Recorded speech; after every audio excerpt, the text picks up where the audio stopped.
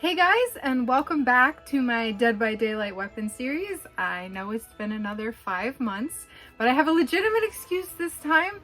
I got a big girl job, so finding free time to work on my personal projects has been a little difficult, but I'm getting more acclimated to having a 40-hour-a-week job. So here we are, back at it again. I got a lot of requests through all of my videos to do more Legion knives.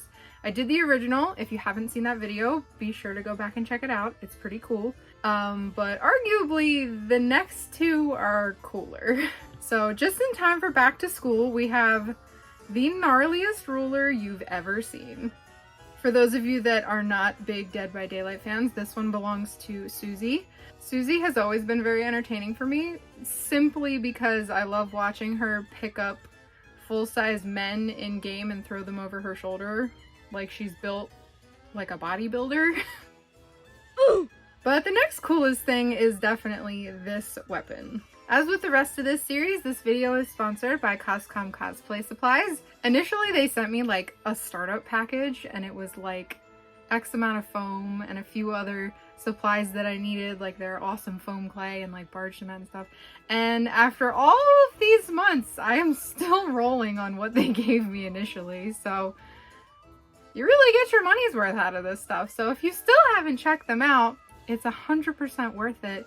You can make so many cool things. You can also find a discount code in the description box below, so be sure to use that. So without further ado, let's get into it. So as always, we start with the pattern. This one's pretty straightforward since it's literally a ruler. It makes sizing very easy though. I reinforced this one, same as the original Legion knife, which if you haven't seen that video, it was a metal skewer that I found in my junk drawer. And I also realized this time around that I didn't need a cutoff wheel and I could have just cut it with these cutters the whole time. I just like finding ways to make things more difficult for myself. That being said, I did find a new pen to try, so I don't have to continue to struggle with chalk pencils and silver Sharpies. This is a white Uniball Signo gel pen, and I'm super happy with these. Super clean lines, and it dries super quick. 10 out of 10 would recommend these. Alright, anyway. So I cut 2 pieces of 4mm high density EVA foam, then I cut in a V-groove for the skewer. Then, using good old Barge contact cement, I glued it all together. And I made sure to give it a good squish to make sure the skewer was good and secure. Then I cut it out using my bandsaw. This is kind of thick for a ruler, so once it was all glued together, I thinned the whole thing down using my oscillating belt sander. Next, I cut out the edge pieces from the pattern. These pieces were cut out of some more 4mm high density EVA foam. And obviously this is also too thick, so I did the same as before and I thinned it with the belt sander. I also used this to thin it to more of a point at the end. Better for stabbing, of course.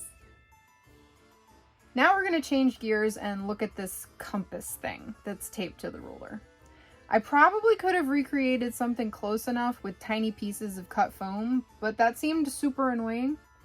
So I took this opportunity to showcase a new technique for this series. I purchased a very similar looking compass from Amazon, and then I bought this very inexpensive mold rubber from my local craft store.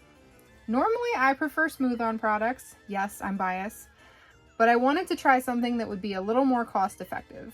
A trial size of smooth-on's mold rubbers are usually around $40, whereas this stuff was only $20 after coupons. That said, I had no idea what the quality of this would be, but for all of my low-budget crafters out there, I figured I would give it a try. At a glance, it's very similar as far as mixing and cure time. There's 2 parts and you can mix by volume or by weight. So let's give it a shot. I made a super quick mold box using foam board and hot glue. And the compass is also just hot glued in place. Very fancy. I sprayed the whole thing with a release agent because I wasn't sure if this product needed one, but better safe than sorry, even though it's 50 cents worth of foam board and a $10 Amazon compass. Anyway, once the release agent was dry, it was time to mix up the rubber. Normally I mix by weight because it's more accurate, but I couldn't find my scale, and also they provided these adorable little cups and stuff.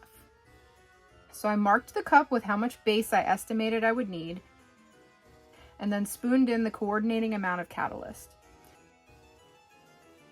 Then aggressively mix and be sure to scrape the stuff off the bottom and the sides.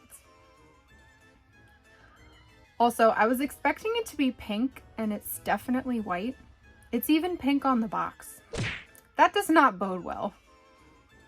Once it's thoroughly mixed, I pour it slowly at first so it gets into all the detail areas. This is more important with fancier objects. This compass is pretty boring, so I'm not really worried about it, but I'm telling you anyway. And then once it's fully covered, you say a prayer and walk away. According to the package, walk away for 8 to 12 hours. I just left it there all day because I had no faith that this was going to work, and I was putting off being disappointed. But miraculously, within a day, it had fully solidified. So I ripped the mold box away and carefully cut away the areas where the rubber had closed over the compass. Since the back of this isn't going to be visible, this part isn't super important. But obviously, if you were using this for something that you needed all the sides to be finished, you wouldn't want to butcher the mold like I'm doing for this. This is super quick and dirty, one-sided mold making. If you'd like a more in-depth, proper mold making video, definitely let me know and I can make that for you instead. Now that the mold is complete, I can now shove a bunch of foam clay into this mold for a con-safe version of this very stabby weapon. On its own, foam clay is not very strong, so I tried a lot of things to make it stronger. I tried shoving wire into the tips without much success.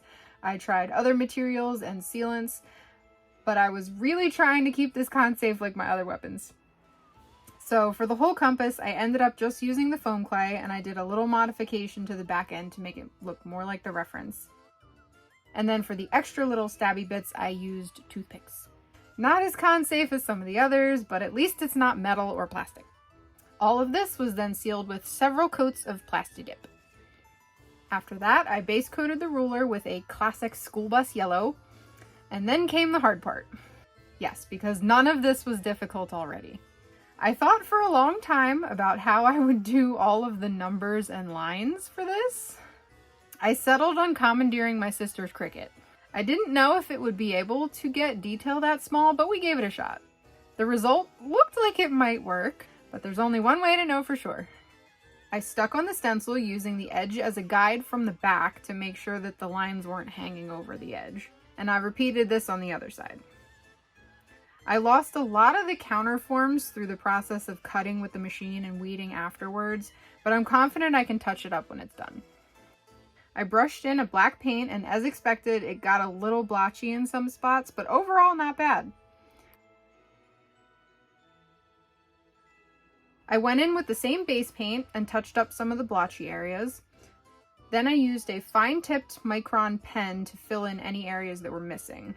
The end result was pretty good, all things considered. Better than having to do it all by hand, which I did consider. Next up, I added Susie's name. I used a quick little trick to transfer this to the ruler. I covered the back in pencil and then got it into position and then simply traced the letters from the front. Then I was left with a perfect guide to work with. I figured it made sense to use actual pencil for this, very authentic. But so that wouldn't get smeared, I gave the whole thing one coat of matte clear coat. Then I could go back in with some distressing, which is just brown acrylic paint. I painted the metal bits using Plaid Effects metallic silver paint, and I used the same brown acrylic to dirty that up as well. Now for the assembly. I noticed that the actual weapon has a compass with one shorter piece, so I just cut a chunk out of it, and that'll be hidden under the tape anyway. Speaking of tape, I used whatever the heck this is to wrap it up as nicely as I could. It was like some kind of paper tape, but tape with more stretch would be much easier to work with. I then went in with more brown acrylic to make the tape a little less obnoxiously white. And now there's only one step left, and if you don't know what that is by now, I'm a little disappointed. I mixed up some blood using the winning recipe from my blood video. If you haven't seen that, be sure to check it out. It's a mix of triple thick gloss and some red and black resin tints. Oh, and for this particular weapon, I added a lot of foam dust, so it was extra chunky. I think this is my favorite blood mix to date. Very visceral and totally gross. I love it. And there you have it. The gnarliest weapon I've created by far. So there you have it, guys. The most loveliest ruler of mass destruction ever created. There were a lot of unique challenges here, but I'm super happy with how it turned out. I hope yours turns out just as awesome. I have an ongoing theme with this series and trying to make these con safe. And this one was by far the most difficult to keep with that because it was extremely difficult to not make these actually stabby. But I did my best. I want to give an extra big thank you to Noah and Yanna for helping me film the intro for this video and the next video. They were absolutely amazing and they definitely made filming these intros more fun than any of the other ones. As always, if you have any comments, questions, or concerns, if I missed anything, if you have anything to add to this, please let me know in the comments. I worked on this one and the next knife simultaneously, so you can look forward to that video next. But if you have any ideas for what else you'd like to see me make, you can drop that in the comments below. And until then, stay tuned for awesome.